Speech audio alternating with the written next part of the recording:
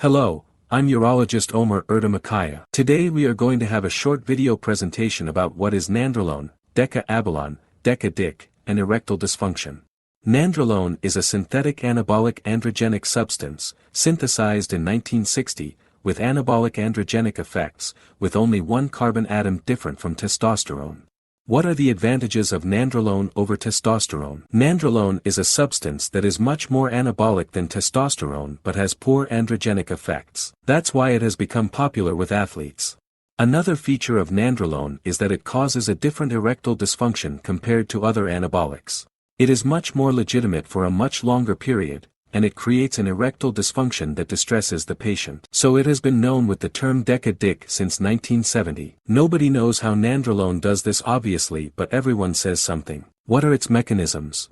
If we look briefly, firstly, nandrolone strongly suppresses the hypogonadal axis.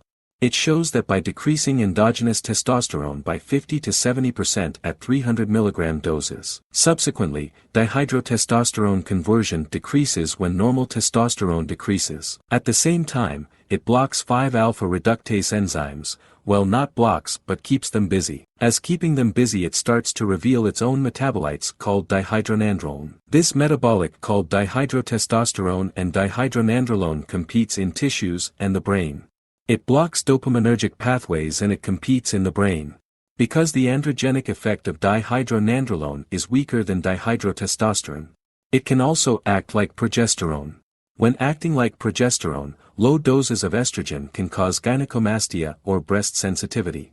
It also increases prolactin. So as I said, it activates many mechanisms. Everyone is saying something, but obviously nobody knows anything. Especially if you look at William Anabolic. Complaints of erectile dysfunction increase even more when used without testosterone. And when using this drug, it is recommended to stay away from 5-alpha reductase inhibitors, such as finasteride and dutasteride. Other than that, what happens when patients have the Deca Dick? Generally, patients who have Deca Dick are young and inexperienced. As I said, if there are chronic anabolic users, it will not be a problem anyway, as there are up to 125 erectile dysfunctions among them. But the patient who has the Deca Dick will look for answers for years to how to fix it. Obviously, nobody has complete information on this subject. Doctors also do not know. Doctors are not trained in this. The patients go to the endocrine doctor, for example. Endocrine is a branch that is far from erectile dysfunction, and the doctors say it is psychological. But after all, the Deca Dick definitely has a psychological side to it. Because every erection disorder has a psychological component. The patient fails in the beginning already because he thinks he will fail his next intercourse. We call it performance anxiety. So what can be done? Sexual therapy can be done, phosphodiesterase inhibitors can be used. Also, aromatic treatments can be used. Proviron can be given to the patient. Or, an antidepressant treatment that will not cause erectile dysfunction can be used.